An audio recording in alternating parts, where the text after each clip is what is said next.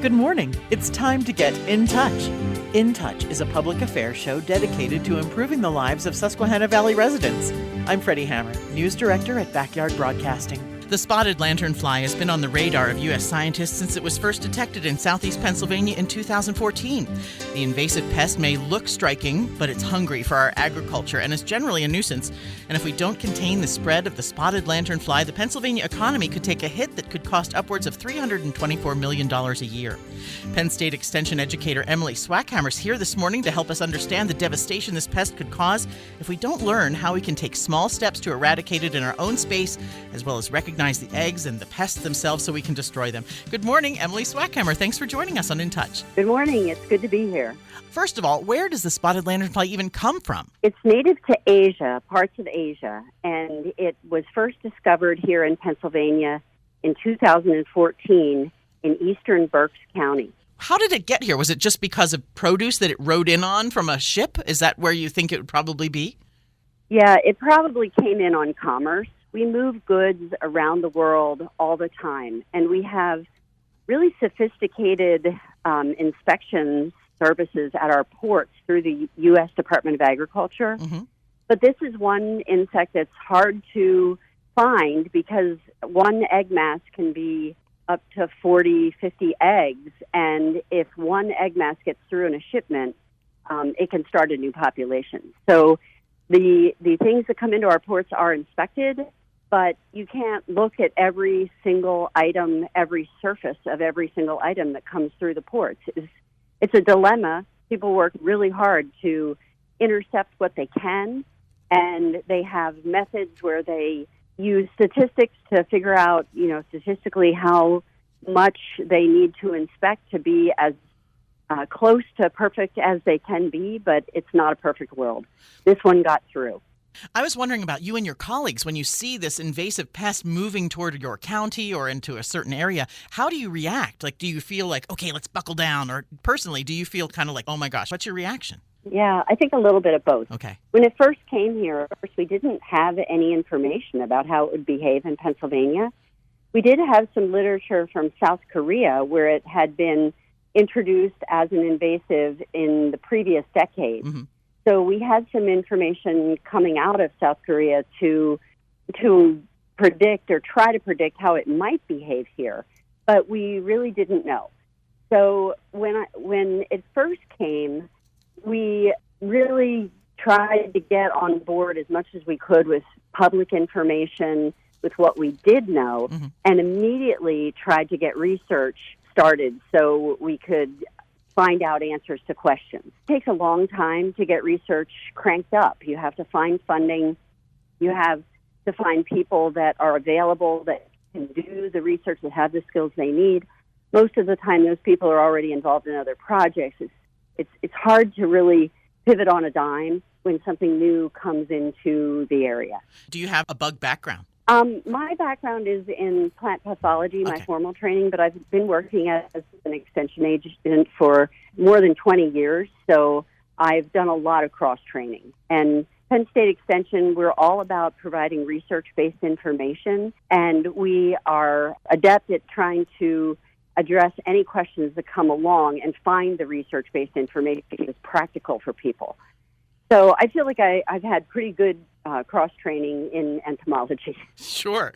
Well, tell us what the spotted lanternfly looks like. There's several stages. Like, before we can even tackle knowing, first, what does an egg mass look like first, and then we'll go to what the bug looks like so we can kind of keep our eyes out for it. What's this egg mass look like? Really important for people to be able to identify it in all of its life stages, and they do look quite different. So I'll say we have good information and pictures available on our Penn State Spotted Lanternfly website, mm-hmm. but I can verbally describe what they look like. Sure. The egg mass is the only life stage that will overwinter. The egg masses look like almost like a bit of mud on a solid surface. So the female insect lays her eggs in rows. There are about 40 to 50 eggs per egg mass, but it can vary. And then she coats them with a secretion from her body. When it first comes out, it's white and wet, but it quickly dries down to more of a tan or grayish color, and it does look very much like a bit of mud. It can the egg masses can be on trees, but also on any solid objects, and often on the undersides of things. So look underneath picnic tables, benches, lawn furniture. They will lay on rusty metal, plastic. We have seen them lay egg masses on just about anything, including lawn furniture, like fabric, and even light bulbs. That must be so scary when you're trying to keep, it lays an egg on a car, and then the car goes to the next state, and the risk of it. That's exactly one of the main concerns, that if somebody misses an egg mass on something that is transported to a new area, and then the eggs hatch there, that we can be spreading the insect that way. Wow. So we're asking everybody to understand what the egg masses look like and inspect objects before they transport them, and then destroy those egg masses. Now, when do they hatch? Yeah, so they begin to hatch in southeastern Pennsylvania in very late April. Most of them will hatch in May. I've seen hatch going into June, so it's kind of a long hatch period. Okay. And when they hatch, the nymph crawls out of the egg. It's very tiny, and they at first are black with white spots. Several different molts shedding their skin, getting a little larger each time. And the fourth nymphal stage has a bed coloration, and they've grown to about a 1/4 inch long.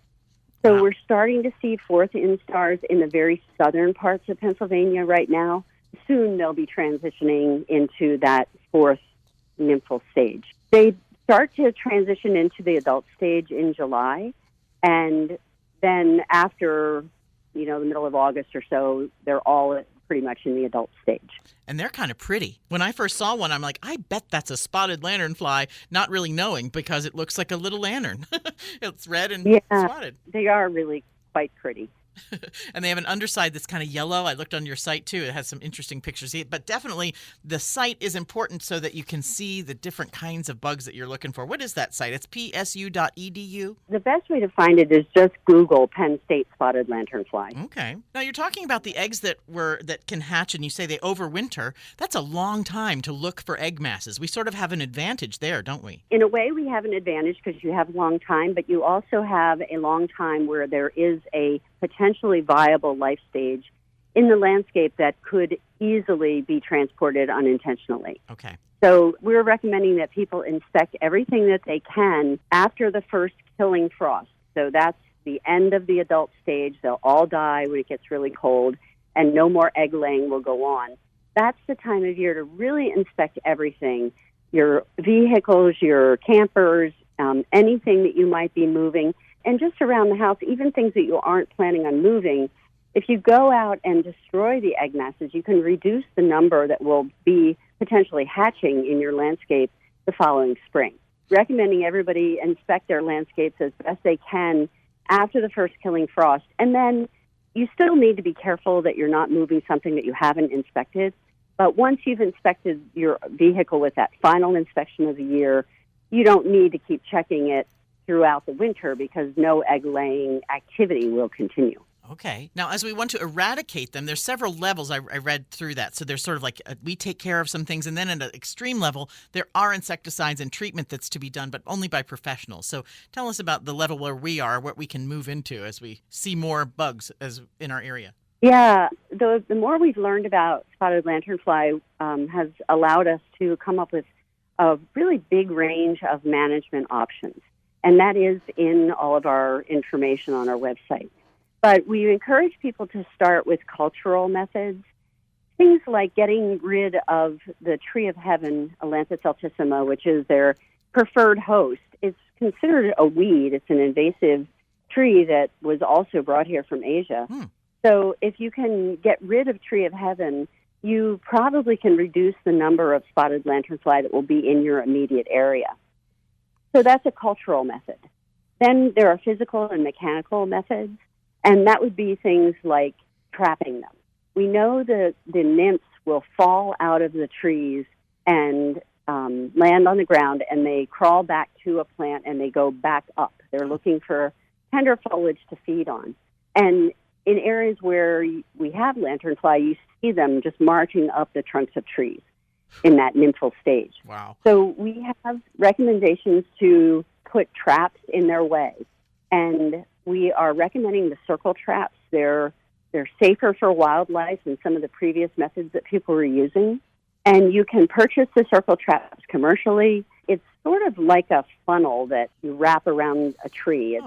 It's a mesh thing, and then they crawl up into a collection container and they can't get out. You can buy them commercially, but you can also make them with things that you might already have around the house.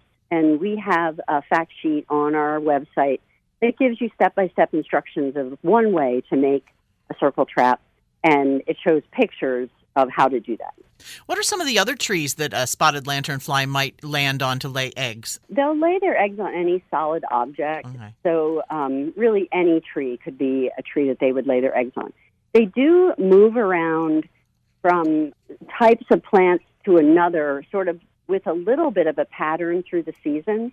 So in the spring, they're feeding on young, tender foliage, and we'll find them on perennial plants, often on like roses and brambles, and even on vegetables in your garden. For the most part, they're not causing a lot of damage on those plants, although we are interested in cucumber. We've seen some damage recorded on cucumber early in the year. So incidentally, if anybody finds real damage occurring from any lanternfly activity, please call your extension office, 1-888-4-BAD-FLY hotline, and report it somehow. I wonder if the bugs are actually eating the plants. Is that what's the problem? Is they're eating away at the plants to kill them? How do the plants die because of the spotted lanternfly? Yeah, so they have piercing, sucking mouth parts, which is basically like a little straw that they insert into the sap-conducting parts of the plant. So it's the vascular system of the plant, and they withdraw sap. So they withdraw a lot of sap, and they actually pass a lot of it through their bodies and leave a lot of sugar in the sap. Plant sap has sugar from photosynthesis. Oh. And that weakens the plant, taking its energy away, and then that sticky, partially digested tree sap that they're squirting out their back ends, we call that honeydew. Okay. And it attracts stinging insects that like to collect sweet stuff, and these areas can be buzzing with stinging insects, which is a real nuisance in landscapes, especially if someone has a family member that is allergic to stinging insects. Oh, yeah, that can really draw them. Yeah, it can be a real nuisance. And then there are fungi that grow on that honeydew, and it will turn the areas underneath these feeding insects this kind of black, sooty appearance. We call it sooty mold. So they can be found feeding on herbaceous things in the spring, but as the season progresses, it's often that we'll find them on grapevines and tree of heaven, but also walnut mid-season. Oh. And then later in the year, in the fall, they tend to really like the maples. So if you have red maples or Norway maples in your landscape or silver maples, keep watching those trees. They seem to be some of their favorite sites to lay eggs, but they will lay eggs on virtually anything. I wondered if places like, organizations that grow food in a commercial setting, do they call you, and do the people in charge of that area call you to get advice on how to treat their crops? Is that some part of what Penn State Extension can do? That is a big part of what Penn State Extension does. We try to help people find practical solutions to real-world problems using research-based information. So this is a perfect scenario where Penn State Extension was able to step in to the need for this education right away and start helping. It's sort of a two-way street. You're helping a company or a group of people working in agriculture, and then they may be able to give you heads up when they see the spotted lanternfly out when they're working. Is that part of it too? Oh, absolutely. We rely on the eyes and ears of everybody in Pennsylvania to help us understand what's going on out there. Penn State Extension is a big organization. We spread across the whole state, but there's really very few of us that actually work for Penn State Extension. We have an office in every county, but we don't have staff capability to be watching everything that's going on. Some of our most interesting reports have come in from these kinds of accounts that farmers and residents have seen and reported to us.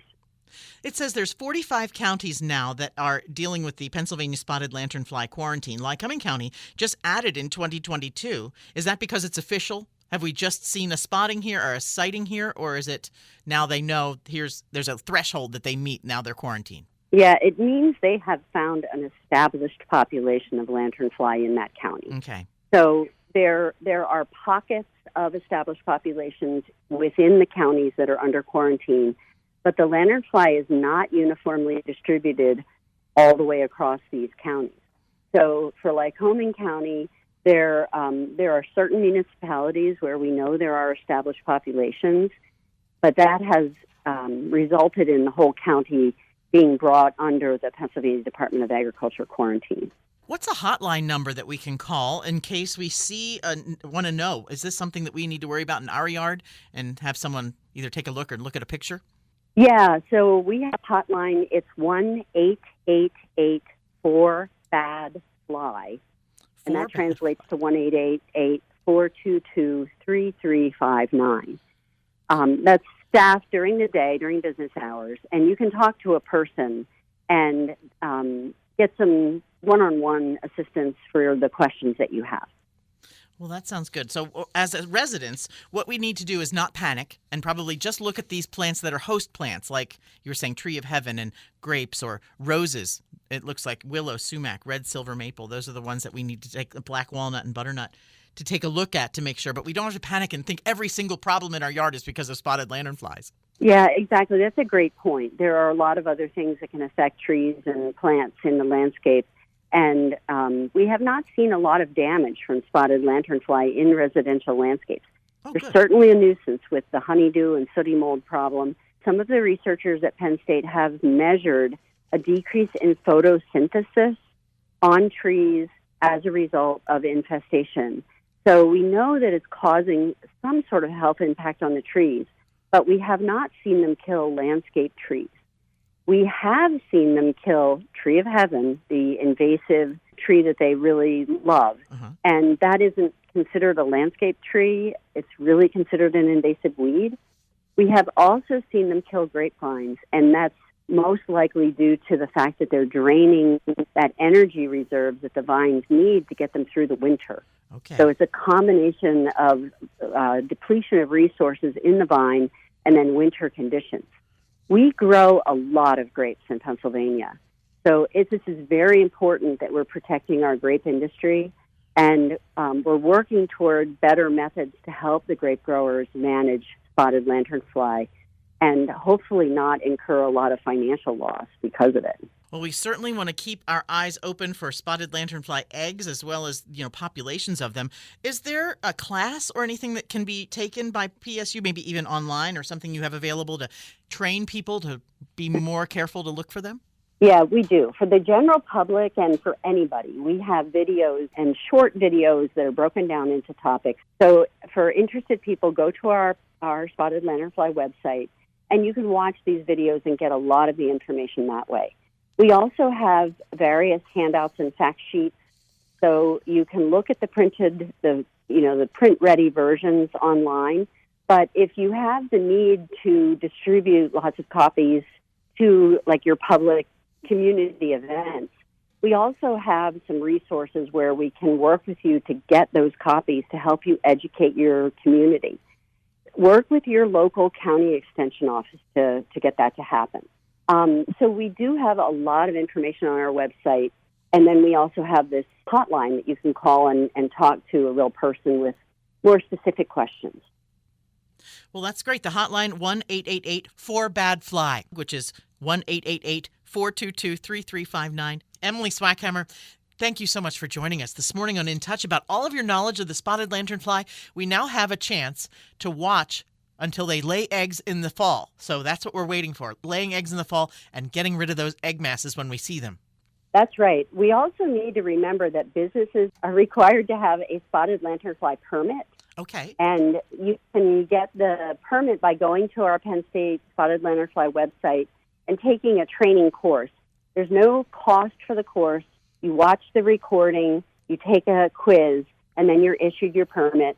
Businesses and agencies are required to keep a log of their inspections of whatever they're transporting. Oh. And that's all part of the quarantine regulations that are enforced by the Pennsylvania Department of Agriculture.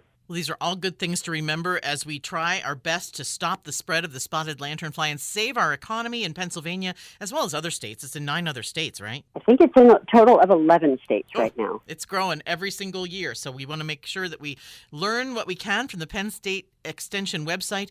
Thank you so much, Emily Swackhammer. You're a Penn State Extension educator with lots of knowledge that we really appreciate to help us learn. Thank you for hosting me. In Touch is locally produced in our studios at 1685 4 Mile Drive in Williamsport. To get in touch with us regarding questions, comments, or topic ideas, call weekdays between 8 and 5, 570-323-8200. You can also write to us at 1685 4 Mile Drive, Williamsport, PA 17701. Attention Freddi Hammer. Or email me at fhammer@backyardbroadcasting.com. For archived programs of our In Touch series, you can subscribe to our YouTube channel, Backyard Broadcasting. Each current weekly program is featured on the Backyard Broadcasting websites. Individual opinions expressed here don't necessarily reflect the opinions of the management or staff. Thanks for listening to In Touch, a production of Backyard Broadcasting.